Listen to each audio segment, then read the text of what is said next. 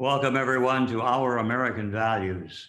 This is an ongoing series, a series of online conversations with interesting and informed people about important issues of our time, presented by the War Memorial in Grosse Pointe, live from the historic Alger House on the shores of Lake St. Clair in Grosse Pointe Farms, Michigan. And we're grateful that you're with us.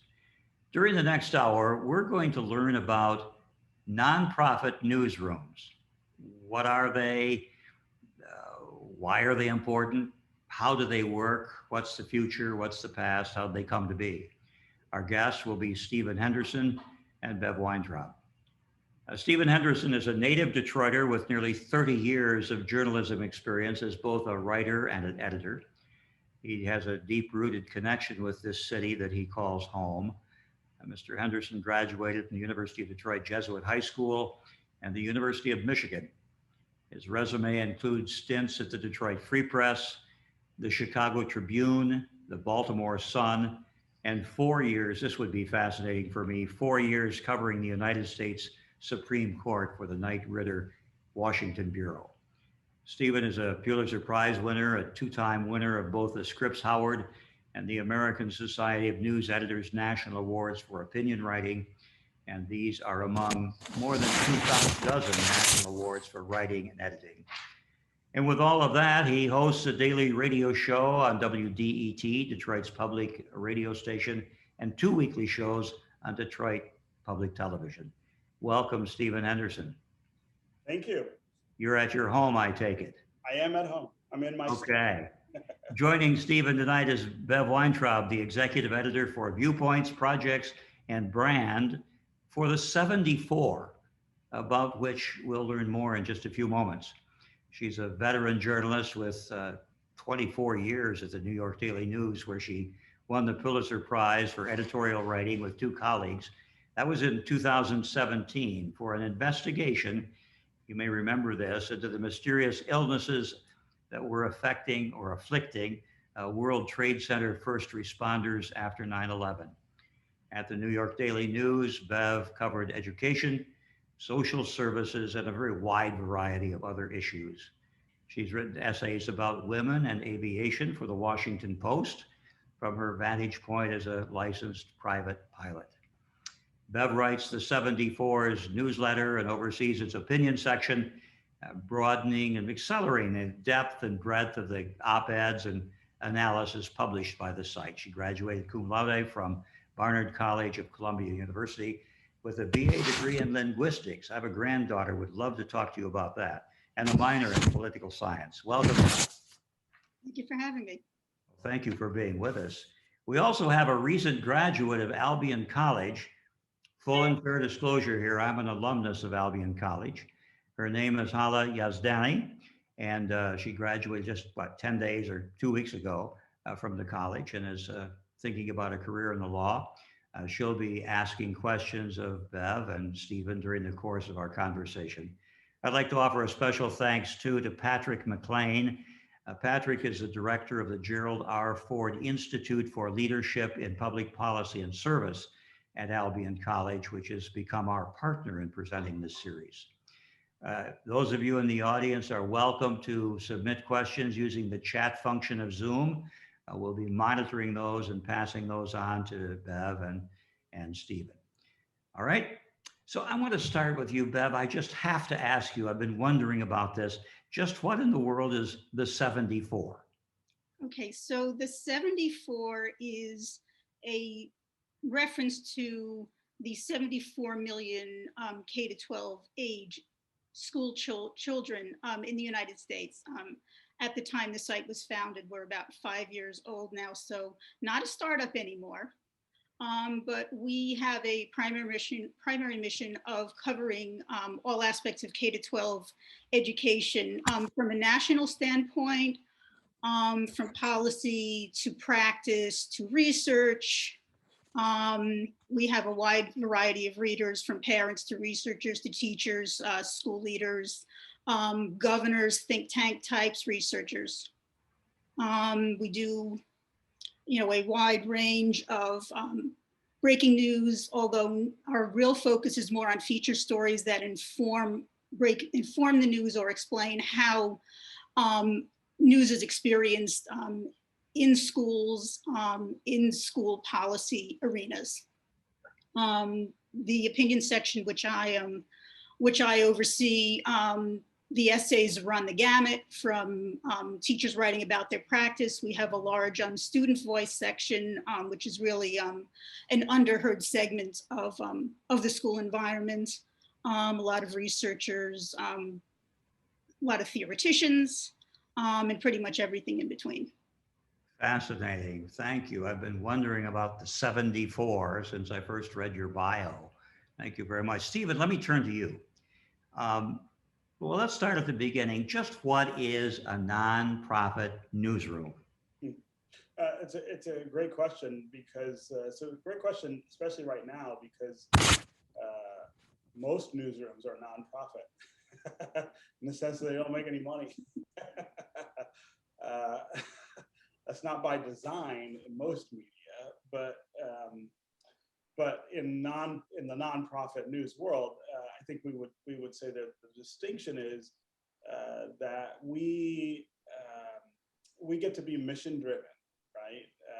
We get to choose a subject or an audience or an idea and configure the newsroom and the work around that idea, and not be concerned about what the profit model looks like. There is no desire to make profit. At best, what you're trying to do is break even and work towards sustainability, which is something we can talk about later, which is a really different concept from for-profit. The reason that we're seeing the kind of explosion right now, I think, of nonprofit newsrooms is that the for-profit model has failed. It is failing all over the country. In fact, it's failing in terms of its support from readers. Readers continue to kind of go away from commercial media in many ways, but it's importantly the model that relied on advertising to support the news gathering operation and the salaries and the things in the newsroom, and ask nothing really of readers. I mean, if think of how little you pay for the daily newspaper, even now, you're not paying for that product in any real way. You know, that model is in very tough shape, and that's a very sad development. It's one of the things that I think scares people in the business, from older people like myself. Now I'm just in the beginning of my 50s, down to people who are just starting in the business. We don't know what the future of commercial media looks like. They are searching really desperately for a replacement for the model that sustained them from the time of Benjamin Franklin until just recently. But nonprofit news is busy trying to craft and forge another model that depends, in many cases, very heavily on philanthropy to get started. It deals with things like sponsorships and memberships instead of advertising, and it asks a little more of its readers or listeners or viewers to sustain itself. So it really is a fundamentally different approach to the business side of news, but it's also opened up this possibility for a really different approach to the news itself and that mission-driven idea. Talking about nonprofit newsrooms with Stephen Henderson and Bev Weintraub, let me turn to you. When did you get involved in this whole nonprofit newsroom thing, and where do you see it going? Is that to me? Yes. Okay. Sorry. Well, I got to the 74, I guess 5 years ago. So I misspoke. I guess the site is probably 6.5 years old by now. I had been at the New York Daily News for a very, very long time, several dailies before that, which was reliant on the old model. Ad rates dependent on eyeballs, how many single copies were sold at the newsstand and how many home delivery subscriptions there were, and the bottom basically fell out of the entire model, driven largely by the online influence, economically and societally. Classified ads dried up with Craigslist. People realized that they could get content, not stories, but content for free. So why should they buy the copy at the newsstand when they can read it online? I don't think the legacy media knew what they were doing when they started their little website and just put up 3 stories for free, sort of as a teaser to get people to buy. And by the time they realized that this was actually going to be the driver of their coverage when it became online first, they were losing money and they had no way to fix it. They couldn't start charging because everyone would flock to the competition, and they couldn't all agree to start charging at once because that's an antitrust problem. So they really dug themselves into a hole. The Wall Street Journal was sort of in a unique position. It managed from the get-go, because it was such a niche publication out of such import that people would pay for whatever they produced. The New York Times struggled for probably 10 years with different models to figure out how to make money online. They have sort of finally figured it out, but it took a huge amount of time and failed experiments, and most outlets just don't have the deep pockets to support that. So circulation drops, income drops, the quality of the content, the amount of the content drops. Newspapers that would do investigative work. I mean, when we did our Trade Center editorials, I did nothing for the daily paper but 4 months. For 4 months, I just worked on that. News operations can't afford to cut somebody loose to do work, of that depth for that amount of time anymore. They just can't afford it. So that quality of work disappeared. If you could get free content from someone, maybe a little less knowledgeable, but cheaper, why not do that? Because you can't afford the really expert writers. So there's just this downward pressure. What happened at the Daily News is people were just being laid off left, right, and center. When I won the Pulitzer, I shared it with my editor and with a news reporter who had done a large amount of reporting on 9/11 health issues very early on. She was laid off about a year later. I didn't think the Pulitzer was going to save me particularly, so I started looking around, figuring out what else could I do. And I landed almost, by chance, editing at the 74. It's a very, very small operation. We have, I think, 10 staffers. We've really been punching above our weight. I mean, the amount of content and the quality of the reporting is phenomenal.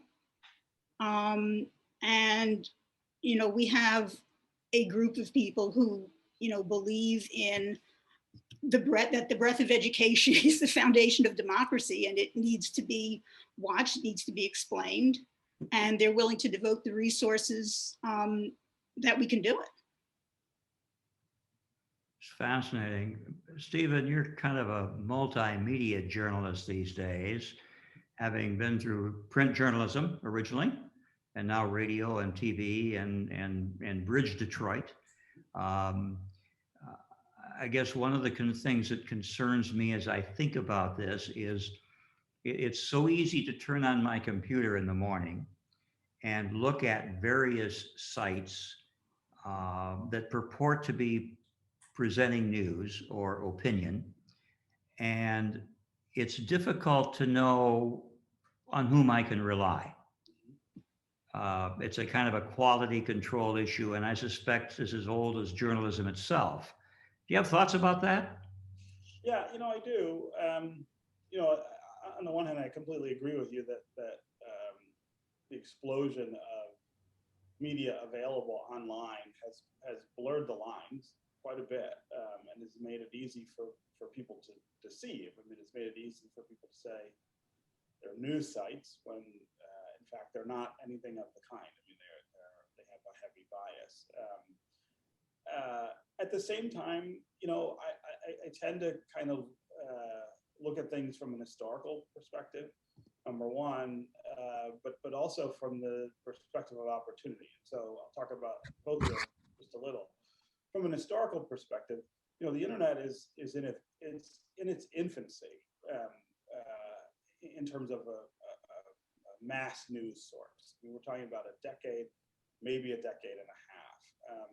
And if you go back and look at the development of other media across American history, they all started out with real trouble trying to ferret out truth from propaganda or just outright lies. The telegraph was originally used quite effectively, in fact, to kind of stoke fears in southern states about what was going on in Washington in the lead up to the Civil War. It was a very quick way to communicate lies about what Congress was about to do with slavery or what it might do with slavery, and it fomented that Southern fear. Fast forward to the First and Second World Wars, can you imagine being able to do the things that they were able to do in those efforts without the telegraph, right? It matured significantly across that time. If you think of radio or television, I think you can tell the same story.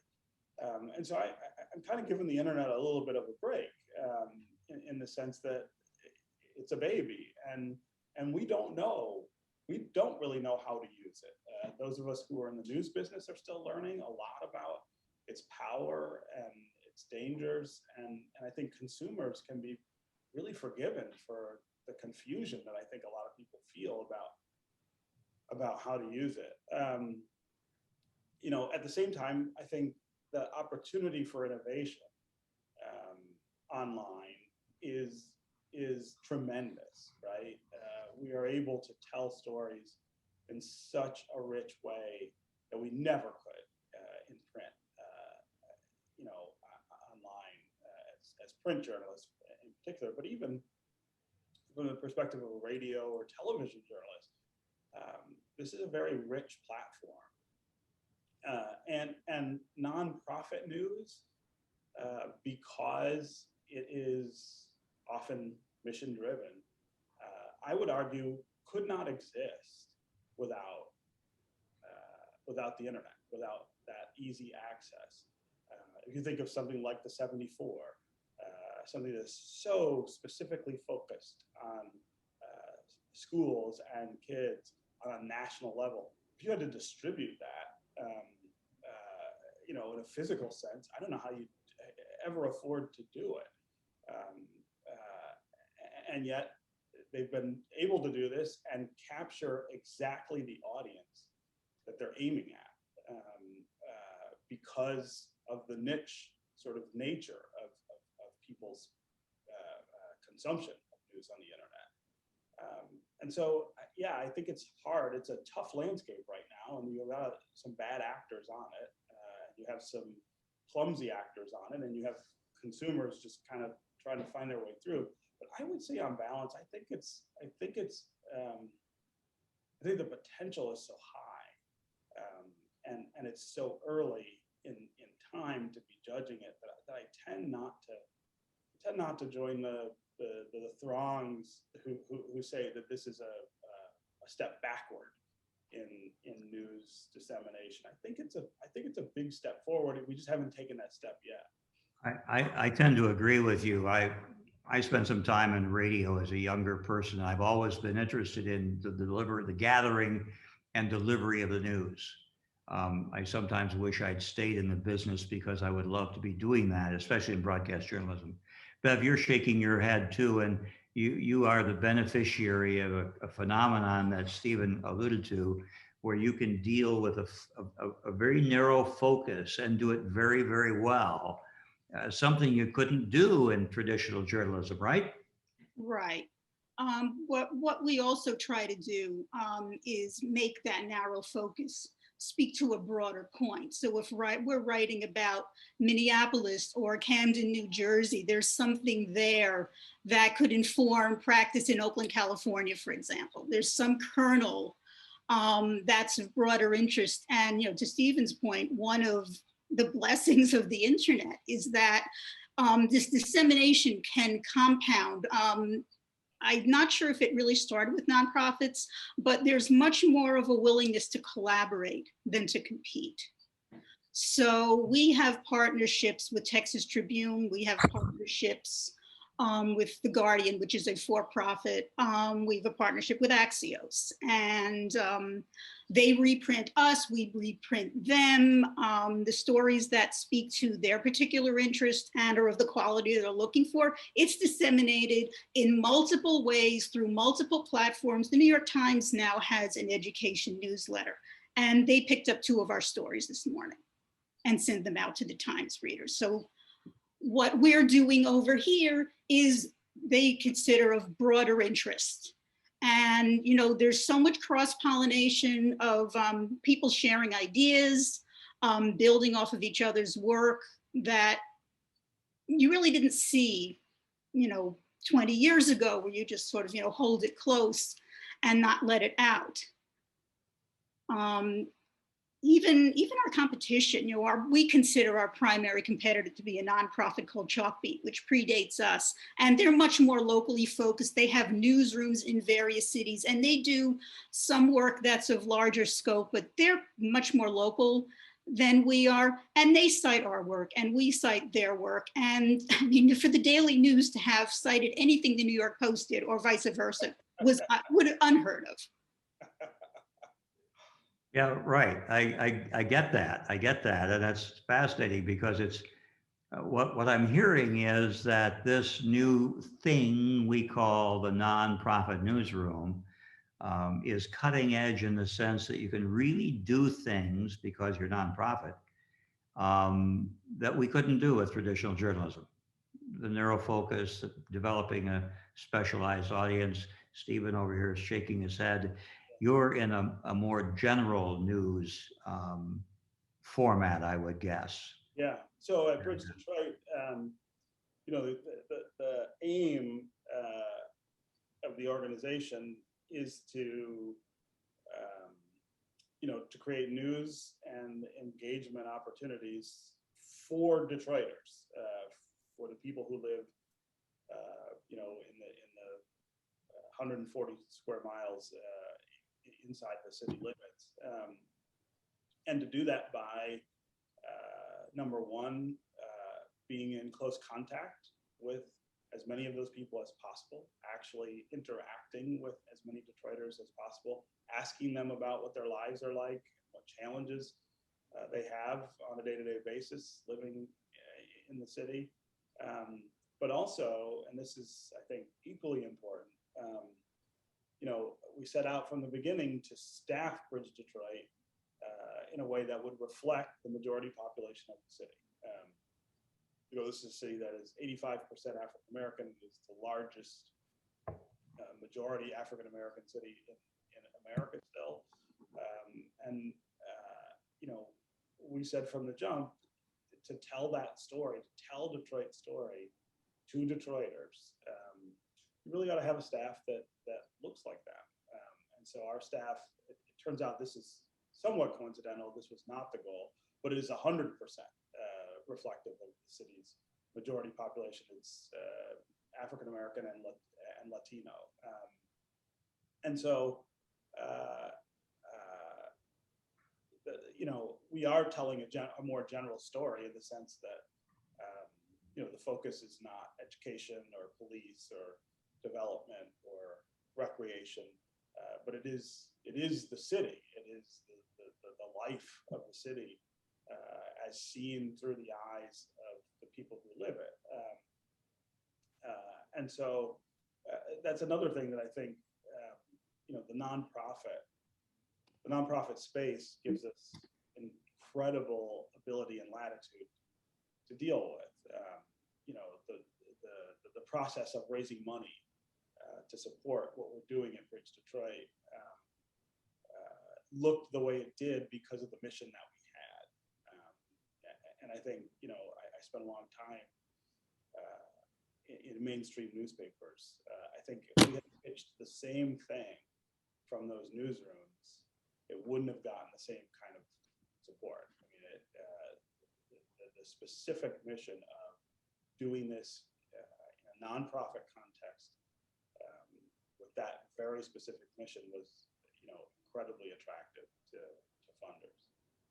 Well, and so the point about focus of your organizations is really quite parallel. In Bev's case, it's sort of a subject matter focus, education. Stephen, in yours, it's a geographic region focus.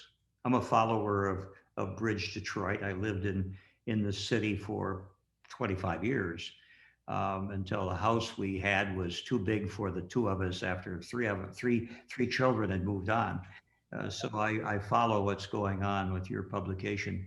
Let me just jump in here long enough to say that we're talking about nonprofit newsrooms with Stephen Henderson and Bev Weintraub, two people well qualified to talk about those subjects. And I would invite those of you who are at home or in an office or somewhere watching to submit questions using the chat function of Zoom. And I would invite Hala Yazdani. Did I do that right? Hala's a student at Albion College, and she may have questions. I would invite you now, if you have a question, to pose it. Oh, absolutely. So thank you for informing us about nonprofit newsrooms. So one of the questions that I had was, what are some shifts in the newsroom or challenges that you guys have had to navigate with COVID-19 and just the pandemic? Changed everything, how we did everything. Of course, our newsroom shut down. We've been working from home for, I don't know, a year and 3 months now or some such. But I think our experience,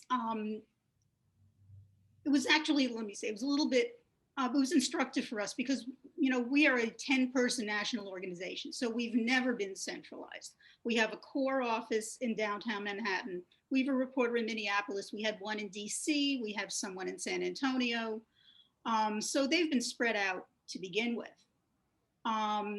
There seemed to be sort of an unwritten requirement that, if you were in New York, you needed to come in. And when we all scattered, we started asking why. How essential is that?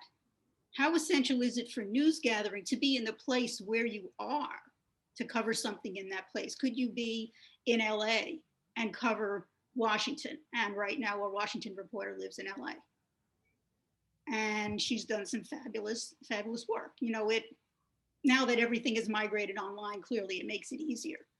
But it really sparked a wholesale rethinking of the news gathering process. And do you need face-to-face conversation? How much can be done online? How much can be done through writing? How much of your research can be done off hours? Are you time shifting? The LA reporter, does she want to, if she gets up at 5 o'clock in the morning, her time, and she wants to start working, well, that doesn't work for us in New York, but it works for her. So, that's fine. A lot of government bodies, now that they've been streaming their proceedings, has made things, I think, a lot more transparent and a lot easier to access. So our San Antonio reporter was watching the Sarasota, Florida School Board. They were having, I think, discussion of mask mandates or something, and she could just zoom in and cover from wherever. So it's really made for a lot more flexibility. And now that we're talking about going back, do we have to go back? Does everybody have to be there 5 days a week? I don't think so. I'm guessing, Stephen, you would agree with that. I see you're nodding your head yes. I think we've learned a lot from the last 16, 18 months, whatever it is, and things will be to some degree forever changed. Agreed? Yeah, well, I mean, for starters, we hadn't launched Bridge Detroit when the pandemic started, when everybody was told to stay away from each other. So we had to figure out how to create a publication in a newsroom without being in the same place. And in fact, at this point, we just celebrated the 1-year anniversary of Bridge Detroit this week. And our staff has only been together 3 times. 2 times for photos that we took outdoors, and 1 time last week when I had them outdoors for lunch to celebrate the 1-year anniversary. Other than that, they know each other through Zoom, and a lot of our staff, didn't know each other before this, so they still don't. And so just the entire logistical game plan had to change dramatically once the pandemic started. We had to figure out how to create this product that is really focused on engagement and news without engaging. A huge part of Bridge Detroit is something we call the community priorities model, which is this ongoing effort to be in touch with Detroiters about what's going on in their lives. And we had all kinds of grand plans for design. We designed it so that we would be with Detroiters in their spaces, all the time. We haven't been able to do that once. We had to figure out other ways to be in contact with people. So, I mean, it really has been just the most disruptive it could be. Looking sort of ahead, I think we're optimistic about the idea of the world kind of coming back together, and people being able to interact in physical spaces, especially on the engagement side. We have kind of big plans for the summer and the fall, but we're struggling a little bit with we haven't had a physical newsroom ever. So the question now is, if you're going to build one, what does it look like? How many people are in it? Originally, the idea for Bridge Detroit was to build a newsroom that lots of other news organizations might join. So we'd have, easy partnerships with other nonprofit and some commercial media. But does that make sense in a post-pandemic world? A newsroom where there's 40 or 50 people. I'm not sure we can sell anybody on that idea right now. So we're really kind of struggling a bit to define what a physical newsroom should be, and then to try to build it so that our staff might actually be able to meet each other and have lunch together once a week. So fascinating. Hala, another question?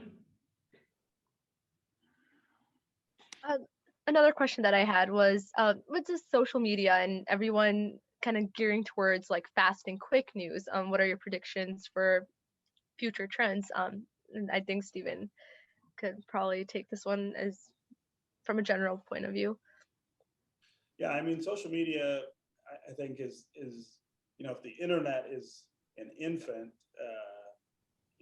social media is an even smaller infant in terms of its influence on news. And I think we're still trying to figure out what the rules are, what they should be, and how to incorporate it into the more responsible models of news gathering and dissemination. I am super interested in the conversations that are going on now about the self-policing of social media. This debate about Donald Trump. Should he be allowed to be a member of those communities, given the things that he's said and done? And if you disallow him, what does that mean for lots of other people? There's a real process of line drawing going on that I think is really important and will have a real effect on news, right? It will have a real effect on news gathering and news dissemination, because so much of what happens on social media is about news gathering and news dissemination. And so it's impossible for us to set boundaries there that wouldn't affect, especially nonprofit news spaces that rely just as heavily on social media as commercial media does. So, again, I don't think we know as much as we will really soon.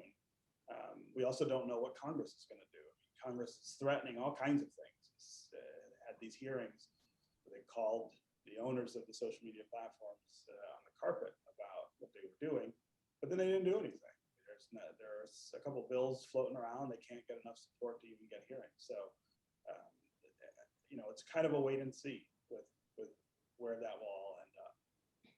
Yeah, it's a question I think about a lot, Bev, and that's there's nothing wrong with disseminating opinion, and there's nothing wrong. Certainly, there's a great benefit to disseminating news.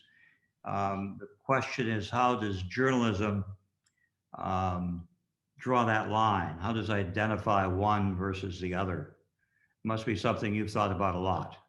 It is, and clearly that's a line that has blurred over time, to the point where some outlets there really is no distinction. The op-eds I get, and they're by and large unsolicited. I'm looking for, a certain degree of expertise. I'm looking for a certain degree of backing up what you say. One wonderful thing about having everything online is you can embed links to all your source material. If you're saying something, where did that come from? I'd like to know who said that and why. Why do you credit that? So, there's definitely a vetting process. The idea of a gatekeeper, which had really sort of got flown by the wayside in the early days. This is a totally democratizing force in the world. Everyone had an opinion, everyone had a keyboard, and everyone could, have his or her say.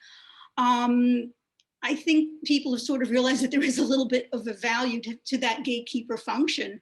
If the 74's readers want to be able to read something and have a reasonable amount of faith that this is a well-informed opinion and is something they should pay attention to, then that's my responsibility to do that degree of vetting for them. Yeah. Well, we're just beginning with some more interesting discussions. One of our viewers tonight has raised this question. He writes, there's been a lot of talk recently about repealing or revisiting the section of the Communications Decency Act, which deals with the liability of posts on the internet. The question of you, both of you, is do you see a change in that section or other provisions put in place 25 years ago at the dawn of the internet era that would affect nonprofit media differently than for-profit media? Well, it's a question for a lawyer, right? Right. I think maybe it I is. don't know. I'm not sure. It's a provocative question, and I'm sure there's some distinctions. I'm not sure. I'm not sure I have given it enough thought to give an intelligent answer. Bev? Yeah, I mean, it's a very knotty problem, and I mean the distinction that sort of comes to mind involving, say, the fairness doctrine, which lapsed a number of years ago, was specifically for use of the public airwaves. It did not apply to your standard newspaper because, freedom of the press belongs to the person who owns the press, right? But not for the public airwaves. It was viewed that was a public use, public property that the broadcasters were given permission to use, and the theory was that they then had a responsibility to balance what they put on the air. Did not apply to print. I think any kind of legislation would need to cut very, very finely in ways that maybe we haven't imagined yet. Yeah, I mean, and at the heart of that question is this sort of central issue of whether, is the internet and social media in particular, are these private spaces that are owned by the people who created them, and therefore, able to do whatever it is they want to do with regard to speech, because you're just a user and you agree to terms of use to be able to use that space? Or has social media become so big that it is analogous to the public airwaves, or the even older, the town square concept, right? And I don't know that I've seen an answer to that question on either side that was persuasive enough for me to say that's the right answer. I mean, I think there are really good arguments on both sides of that, and that's why we're in the conundrum we have now with dealing with social media. Is I don't think you can come up with an unassailable answer to which kind of platform it is. And I don't think the owners can. I mean, if you watch Mark Zuckerberg in front of Congress, I think he doesn't know what he created. He doesn't know what it is. And that makes it different. I'm certainly not giving him a pass on some of the behavior we've seen from him and his company, but I think he's honestly not sure what Facebook is. When the question is it a publisher or is it a medium?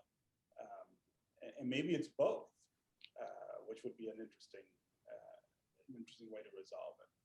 Yeah, I think what we're all saying is that we're at the beginning of a journey, and we're not sure where the path is taking us yet. I think we're all still trying to figure out. We recognize that there are issues. We're still defining what they are, and I don't think any of us is near the place to have discerned an answer. We're still struggling with that. Let me ask another question that came from one of our viewers. When it comes to accepting gifts, donations, donors that support your mission, have there been times where you've had to turn down support, don't name names, of course, because of conditions attached? Do you have ethical policies in place to deal with that kind of issue? Either or both of you can lob an answer back at me about that one. Yeah, well, we have an ethics policy posted on the site. We have a disclosure policy. Our donors are listed. Not all sites do. One thing that we, especially for doing investigative work on other nonprofits, is we have the reporters go to the IRS site, look up the 990s, see who the funders are. Is there anything in here we need to disclose? Now, I'm very, very thankful that we have a very solid wall between our news operation and our business side. I don't know numbers. I know who the funders are. I don't know what they have given. I don't know what conditions, if any, the grants have attached to them. I don't need to know, and I don't really want to know. I think on principle that if a donor came to us and said, I want to give you money to do X, and X is not something we would do in the normal course of our reporting, we would turn it down because it's not part of our mission. It's not how we see ourselves, and it would go to our credibility. We have gotten limited funding for specific topics that are of interest to us and are of interest to people who are interested in education. And then yes, thank you very much. And if we happen to mention something that is funded by that funder, we disclose it at the bottom of the story. Same with personnel. Stephen? Yeah, I can't think of specific things we've turned down, but we've had a lot of real conversations about not so much funders, right? Philanthropic, most of whom are philanthropic organizations, and whether to take their money. But one of the we talk about kind of a three-legged stool of financial support to be sustainable, and one of those legs is sponsorships. From private corporations in many instances. And I'll say that in the early going, we've had really kind of probing conversations about each one of the sponsors who's kind of stepped forward and said they wanted to participate in Bridge Detroit. And we've asked a lot of questions about not so much whether their sponsorship would buy them influence, which I think that's a pretty bright line to draw. No, the answer is no. You're not buying content. You are supporting journalism, and it will find the truth where it finds it. But the question of perceived influence or association, Bridge Detroit, which is supposed to be advocating to lift up Detroit voices, is associated with a company that people don't think is doing that. What does that mean? Does that mean we shouldn't take their money? Does that mean we should take their money and explain why we've done it? And in the process, we've sort of been talking about, okay, well, we can't make these on an ad hoc basis. We've got to have some rules and policies that guide us. But it's been really different because of the mission that we have. It's just been a different process of trying to figure out whose money you're okay taking and whose money you would decline. It's far more complicated. It's more complicated than I imagined it would be. Well, and your Bridge Detroit, as you mentioned a few minutes ago, is still pretty new, so you're still wrestling with some of these things, and I'm sure you're cognizant of the problem. I don't have any doubt about that. At the beginning of the program, I introduced Hala, who's one of our Albion College, I started to say students, recent graduates of Albion College. We had planned to have two. The other was Peach Norman Owen, and she was, according to Hala, uncertain about whether she would take part. I see she's with us. And Peach, I wondered if you would unmute yourself and come on the screen and ask the question you've just posed. Absolutely, I'm happy to. Hi, I'm Peach Norman Owen, and I apologize for being here late. I had an emergency lifeguard training as I had to be trained before I leave for a thing on Friday. So my question is, I'm really interested in hearing perspectives on student journalism, especially as with the new administration at Albion College, the Pleiades Media Room was taken away and combined with a bunch of other clubs and organizations. And so I'm interested to hear how you think journalism will change among student media, and also how students can prepare for careers in journalism as we're going forward.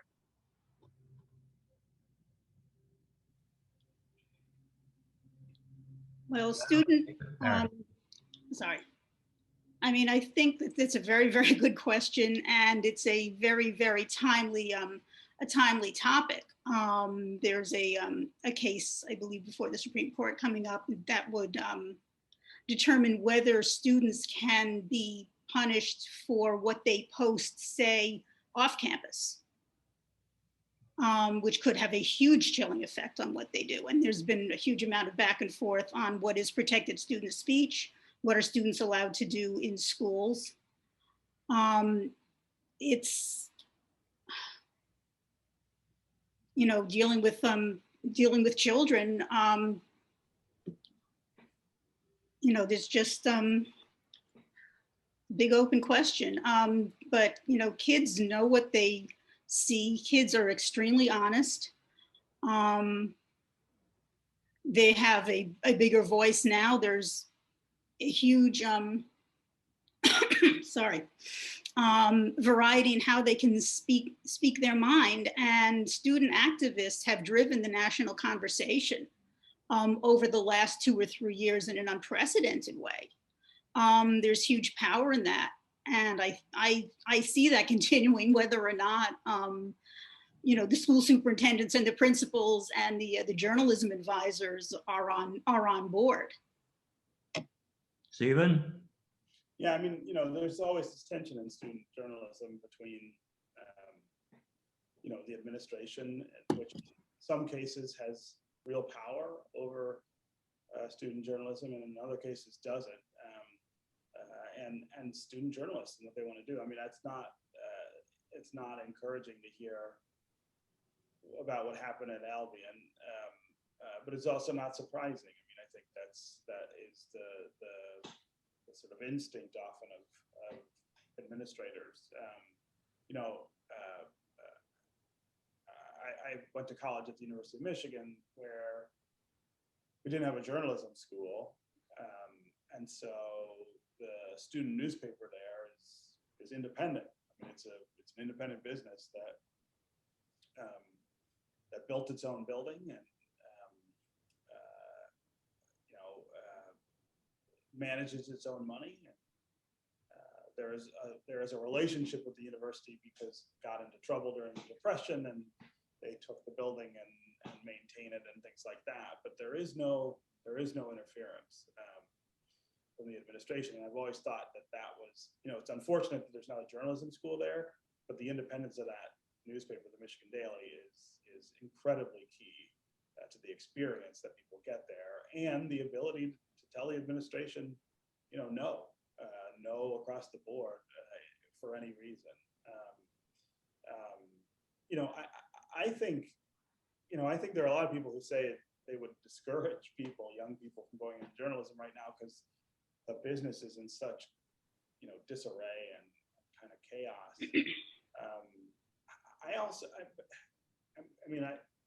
There's no question that I think student journalists have it a little harder in terms of finding jobs and opportunities probably than I did 30 years ago. But I also think that there are opportunities that didn't exist before. I mean, all of these nonprofit newsrooms, I think, have tremendous opportunities for young journalists to get experience that they might not have ever gotten at bigger newsrooms and commercial media. I know several young journalists who've gotten out and started their own things. The barrier to entry in terms of publishing right now is lower than it probably ever has been. And I can think of several publications that are founded by and led by really, really young people who just decided, I've got an idea, I want to pursue this. And so in that way, it's kind of an ideal time to decide to be a journalist and take advantage of those kinds of opportunities. I mean, going back to the nonprofit thing, there's an organization called Student Voice that amplifies essays by young people, primarily high school students, and we run their essays fairly frequently, and they're writing from their own experience, and they're so powerful and so heartfelt and so beautifully done. They're just wonderful to read. There's another nonprofit called Report for America, and I have to disclose that I went to college with one of the founders, and I used to work with one of the others, but they're a nonprofit that will fund part of the salary for young journalists and embed them in newsrooms, nonprofit and traditional, to fill in for the entry-level reporting jobs, go cover the school board, go cover the community board, that papers just don't do anymore. It's another foot in the door, and it's a way, to keep that local coverage and local accountability going. So what I'm hearing is that there are still opportunities for young people in journalism. They just come, the doorways are different, and maybe the work is different, but the opportunities are still there. Yep, they just take different forms. Yeah. Okay. Paige, thanks for joining us. I'm glad you came aboard. You also asked whether one solution might be having student media publications being more like the Michigan Daily, independent from the institution, from the college or university. Thoughts on that, panelists? I mean, the Columbia Daily Spectator is an independent daily newspaper at Columbia University. The university wants nothing to do with it. The journalism school wants nothing to do with it. I was the business manager for a year, and it's a really, really tough sell to keep it going. If you don't have the university funding, you've got to be your own rainmaker, and it's hard. Yeah. It is definitely a harder road than being affiliated with the university. But I also always said, we had to, we were, tight roping without a safety net, as 18 and 19-year-olds, we were making all of the decisions that newspaper editors, make in the real world without somebody to help. When we would get in trouble, we got in trouble. And there wasn't somebody to say, well, hold on, these are students. It was, libel suits or threats or controversial content. We had to manage all that ourselves, and I've always felt like that prepared us in a different way for professional journalism. I mean, I think we had seen a lot of things that that students who worked on campuses where the paper was part of the journalism school were shielded from. I just made the mistake of looking at my watch and realizing how quickly the time has gone this evening. We have 5 or 6 or 7 or 8 or 10 minutes to left. We don't have a hard stop at 8 o'clock Eastern time, but that's kind of the game plan. Any further questions from either of my friends from Albion, not at, but from Albion College? I have just a quick question. Congratulations on 1 year for Bridge Detroit. What has been your personal favorite story to cover? Oh, it's a great question. There were so many. I mean, we launched in a pandemic 7 days before Derek Chauvin killed George Floyd, and 6 months before the presidential election. I mean, it was nuts. I have always sort of thought that our coverage of the election controversy here in Detroit was probably our best moment last year. Because we are close with Detroiters themselves and have relationships with Detroiters. We were inside Cobo Hall with the people who were counting the votes, but also outside with watching the people banging to get inside, and I felt like our coverage had a very grounded sense in the way that is possible when you have that kind of relationship with the people who are at the center of the story. The day after they tried to stop the count forcibly, the woman, Summer Woods, who was in charge of the counting at TCF, sat down with us for a really extended interview about what was the work that was happening at TCF, about the controversy around that work, and just about being in that moment in history. And that was the first interview she did. She didn't talk to anybody else before she talked to us. And I thought that really was a testament to how much, just in 6 months, we had become this kind of key voice in people's minds for Detroiters, for people who actually live here. So I probably would pull that out and put it at the top. Thank you. Timing is everything, huh? Yeah, that's right. Timing is everything, right? Bev, thanks so much for being with us. I hope you've enjoyed our conversation tonight, and Very much. I very much enjoy learning more about the 74, and hope we can call upon you again for further conversations of this nature. So Thank you. we'll be, as I think we mentioned before we came on, we will be, these programs are recorded and they'll be available on the War Memorial's website for several weeks to come. In fact, I think the first one we did was in October and it's still available. So you're in this for the long haul. Hala and Peach, thank you very much. Good luck to you and your career paths ahead of us. Thanks again to Patrick McLean from the Ford Institute at Albion College for recruiting you to be with us tonight. Let me tell you a little about what comes next with this series. Our next program will be on Wednesday, June 23rd, 7 o'clock Eastern Time. We'll hold our final live American democracy session for the spring 2021 season. And our topic is going to be, Stephen and Bev, you may be interested in this. Our topic will be the 2020 election and its aftermath. Dr. Julio Borquez from the Political Science Department at the University of Michigan Dearborn will be back with us, along with some of his colleagues, to help us explore the 2020 election's continuing social and cultural and legislative impact.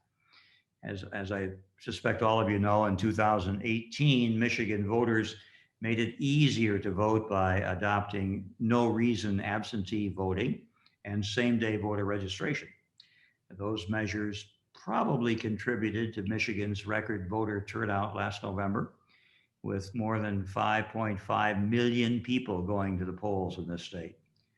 More recently, of course, members of the legislature in Michigan have proposed 30 or 35 or 39 bills that would make voting in Michigan more difficult, and similar efforts are underway in 42 other states. I'm sure you're all on top of those efforts. So on June 23rd at 7 o'clock, we're going to look at those proposed changes in our election laws, consider the impact of those changes on American democracy, explore the role of unsubstantiated claims of fraud in all of this, and consider whether the American media reports on the elections, especially on election night itself, may have played a role in giving life to the ongoing efforts to make voting more difficult, not just in Michigan, but in some 42 other states. So that's what's coming up on Wednesday, June 23. Keep an eye on the website and posts from the War Memorial for more information about that. We hope you'll join us. Thank you all for being with us tonight. It's been an enjoyable evening. And Stephen and Bev, thank you especially to you being with us. I know you're busy. Thank you for the now graduates of Albion College. And thanks, of course, to Josiah and Mike Montgomery here at the War Memorial, who make this all come together. Thank you and good night.